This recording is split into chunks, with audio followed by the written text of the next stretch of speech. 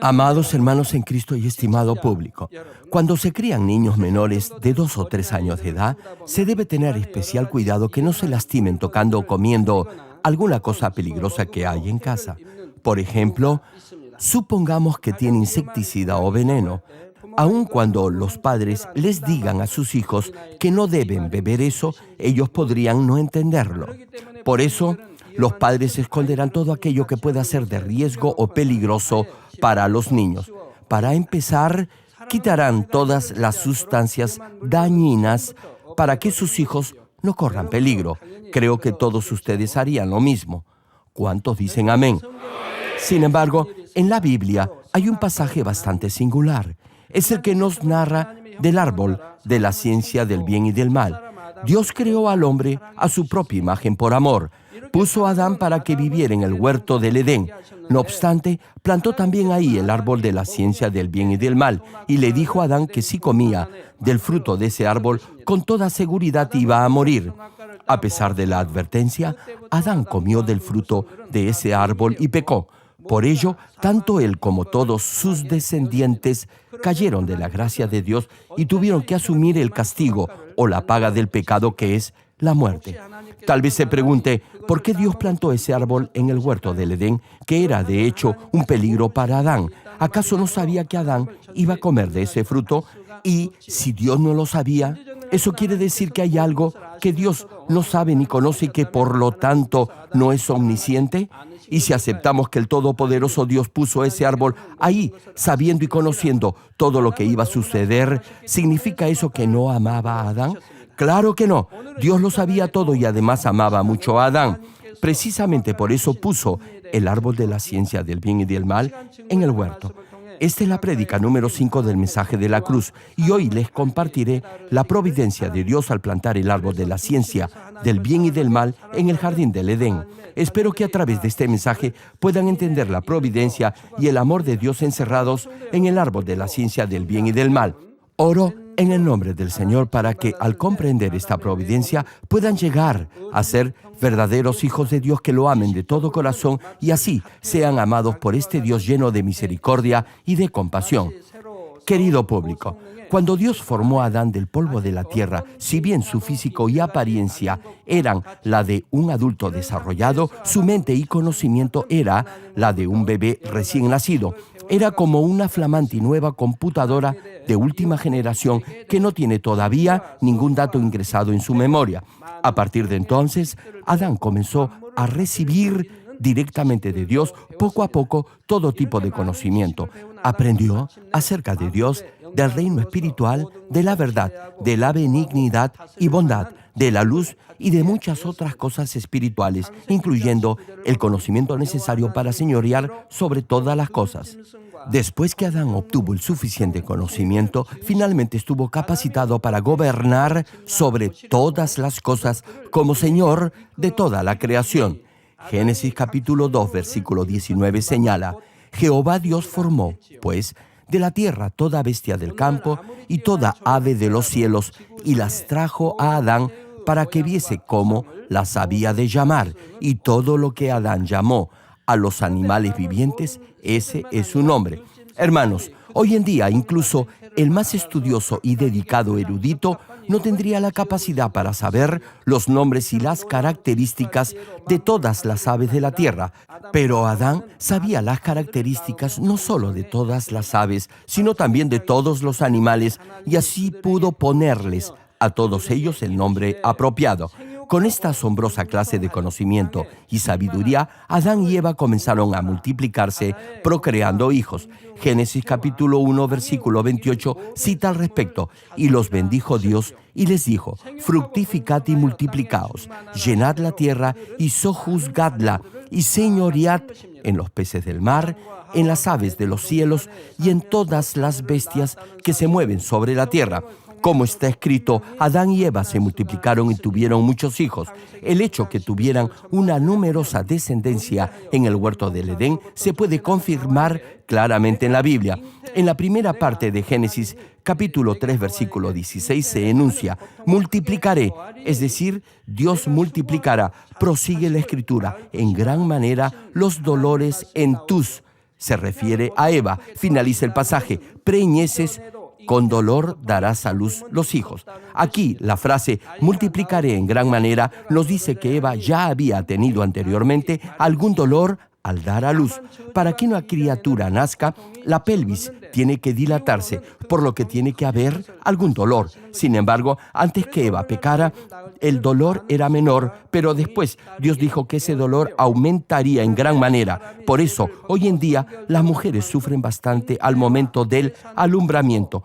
No obstante ello, es un hecho que el dolor del parto disminuye en la medida en que la mujer se despoje de sus pecados y se santifique.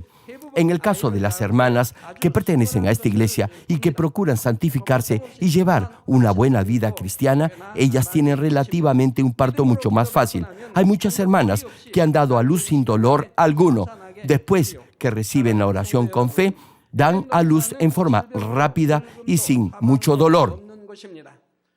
Hermanos, el huerto del Edén es un lugar donde no hay enfermedades, no se envejece ni hay muerte. Adán y Eva vivieron mucho tiempo en ese huerto y allí se multiplicaron. Cuando Dios me reveló el mensaje de la cruz, me dijo que Adán vivió en el jardín del Edén por un periodo indeterminado de tiempo. La Biblia lo menciona brevemente. Por eso muchos lo malinterpretan.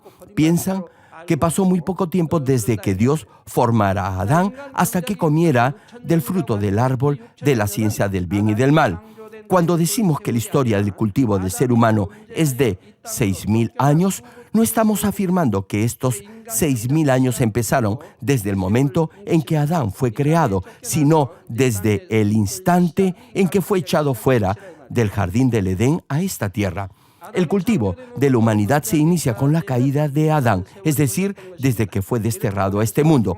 No se puede calcular el tiempo que transcurrió desde la creación de Adán hasta que pecó. Durante ese indeterminado lapso, Adán disfrutó de gran autoridad como Señor de toda la creación y no le faltó nada. Ahora bien, cuando Dios puso a Adán para que viviera en el huerto del Edén, solo le prohibió una sola cosa: no debía comer del árbol de la ciencia del bien y del mal.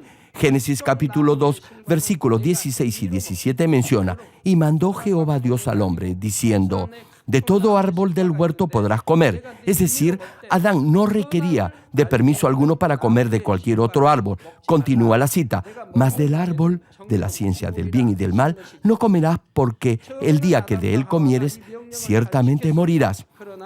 Hermano, al principio Adán y Eva obedecieron el mandato de Dios. Sin embargo, con el paso del tiempo simplemente lo olvidaron. Hermanos, los ángeles han sido creados solo para obedecer automáticamente los mandamientos de Dios, pero al hombre Dios le dio libre albedrío o voluntad propia. El ser humano puede escoger obedecer o no obedecer conforme a su propio libre albedrío. Producto de ello, Adán y Eva no obedecieron más la palabra de Dios. Usando su libre albedrío, finalmente comieron del fruto del árbol de la ciencia del bien y del mal. Ahora bien, la serpiente desempeñó un papel muy importante en todo esto. El diablo y Satanás instigaron a la serpiente para que engañara a Eva. Actualmente, la mayoría siente repulsión cuando ve alguna serpiente. No obstante, en un principio no fue así. Cuando fue creada, el hombre no le tenía aversión, pero le llegó a sentir repulsión debido a que por ella cayó de la gracia de Dios. De hecho, antes de que fuera maldecida, la serpiente no era del todo repulsiva. Al igual que todas las demás criaturas de Dios, era también amorosa y tenía una apariencia agradable. El actual aspecto de las serpientes y su apariencia perversa fueron producto de la maldición de Dios luego de que engañara a Eva. Veamos por un momento objetivamente a las serpientes. Su piel es suave, son limpias. En el caso de los perros, tienen pulgas y si no los bañan, huelen mal. Sin embargo, las serpientes son suaves, no se ensucian, podrían hasta considerarse cariñosas. No obstante ello, el hecho es que la gente siente más que repulsión hacia ellas. Les tienen miedo, en particular las mujeres. Las mujeres son las que más temen a las serpientes. Algunas de ustedes no lo hacen. pero la gran mayoría sí les tienen temor. Después que acepté al Señor como mi Salvador, pude entender la razón de ello leyendo la Biblia. Es que la serpiente tentó a Eva y la hizo caer en el pecado. Consecuencia de ello es que nuestra propia naturaleza odia a las serpientes. Especialmente las mujeres las aborrecen aún más. De no ser así, hasta sería entretenido jugar con ellas, excepto, claro, con las que son venenosas. Pude entender por qué resultan tan repulsivas luego de leer la Biblia. Todos deben saber lo veraz, precisa y verdadera que es la Biblia. Como les decía, el actual aspecto de las serpientes y su apariencia perversa fueron producto de la maldición de Dios luego de que engañara a Eva. La serpiente no solo era amorosa, sino también muy astuta, es decir, era muy ingeniosa. Ser astuta quiere decir, en otras palabras, que tenía la sabiduría para ganarse el corazón de las personas. La serpiente fue lo suficientemente astuta para agradar a Eva y ganarse su corazón. Por eso, cuando intentó engañarla, lo más probable es que Eva no hubiese estado alerta. Hermano, en su vida cristiana, en muchos casos el diablo y Satanás lo tentarán a través de los que están más cercanos a usted. Cuando son tentados por su familia, amigos o por aquellos a quienes aman, es muy probable que debido a ellos se alejen de la verdad. Cuando Satanás tentó a Eva, usó a la serpiente, que casi siempre estaba muy cerca de ella. 3 de Génesis nos narra todo este episodio.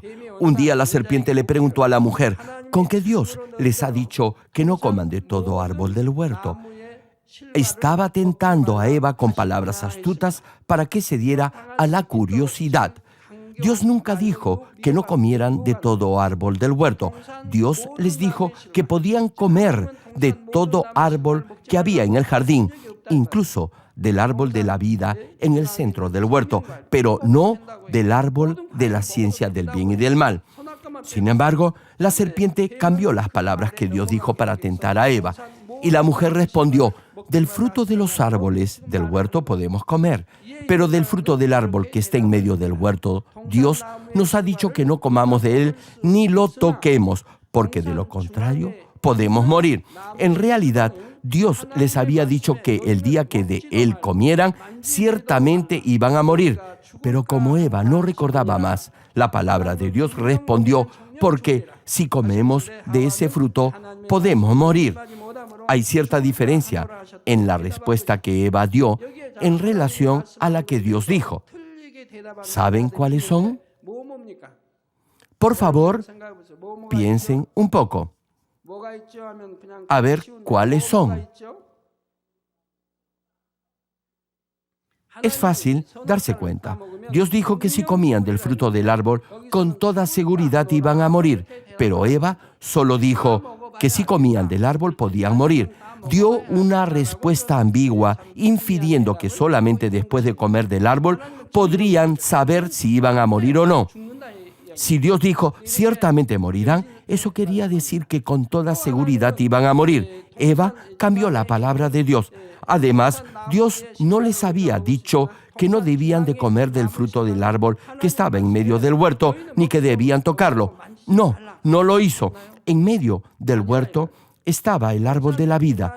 Dios les dijo que podían comer de ese fruto. No obstante, Eva lo dijo de una manera que parecía que Dios también les había prohibido comer e incluso tocar ese árbol. Cambió la palabra de Dios.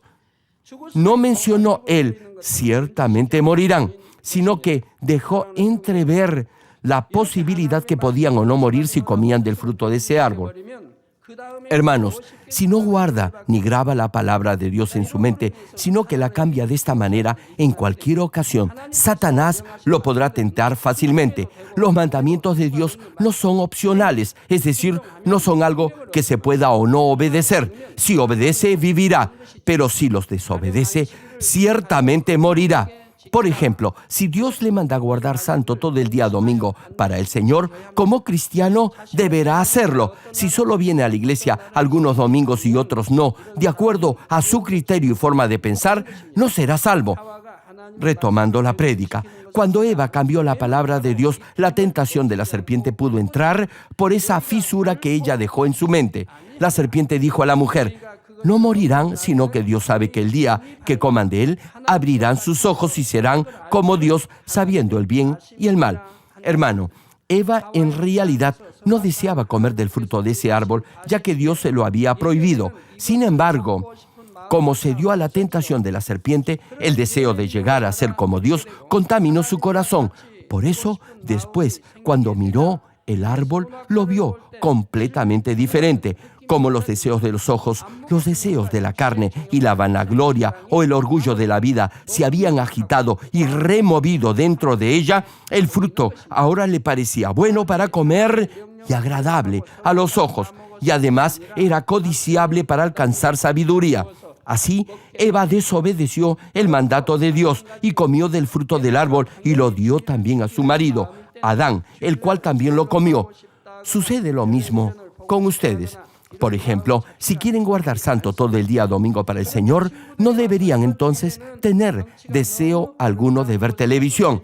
Pero si sus amigos vienen y los tientan, invitándolos a salir con ellos a un magnífico restaurante o de paseo el fin de semana y faltar al culto del domingo, en ese momento deberían firmemente echar fuera esa tentación. Si aceptan solamente la posibilidad de no ir a la iglesia, entonces durante el culto estarán pensando en lo agradable que hubiera sido ir a ese lugar el día domingo y su mente no estará en el servicio, sino en otro lugar. Si no guardan el día del Señor una sola vez, es decir, si no vienen a la iglesia un domingo, les será más fácil hacerlo la segunda vez y luego una tercera vez, y así continuarán haciéndolo. Si realmente se está esforzando por crecer en su nivel de fe y por llegar a la roca de la fe, le pregunto, ¿acaso podría desobedecer este mandamiento? Incluso solo haber pensado en la posibilidad de no venir el día domingo al culto levantará un muro de pecado entre usted y Dios.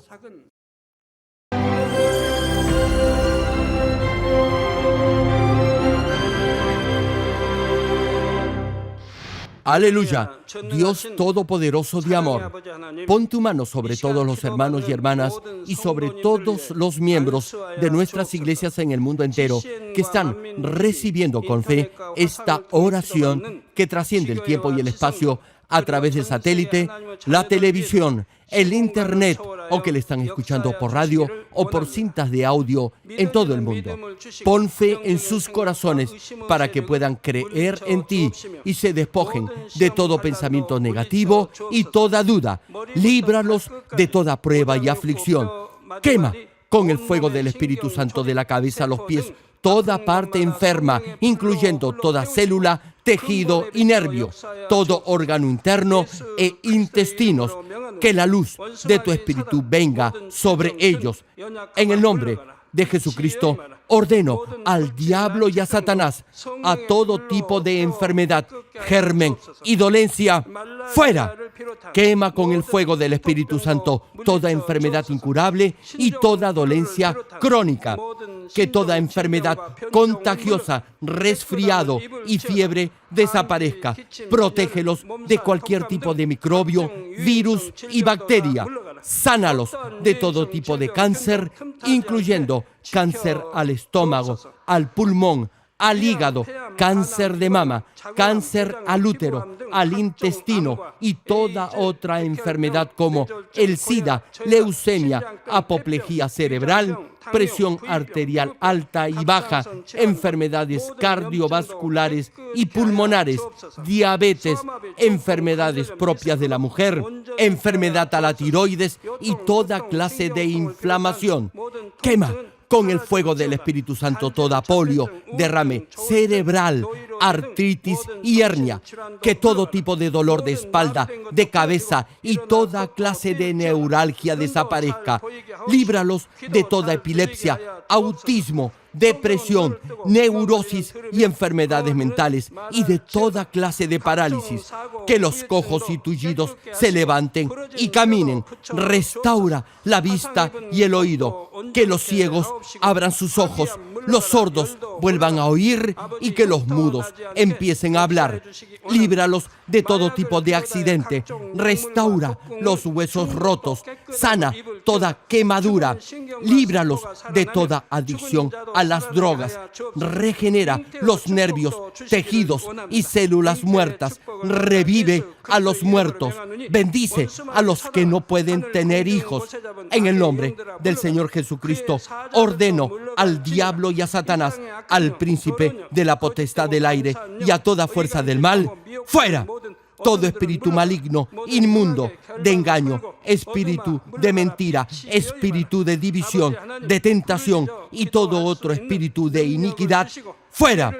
Ato a toda fuerza de la oscuridad y de maldad, y que la luz de tu espíritu descienda sobre ellos.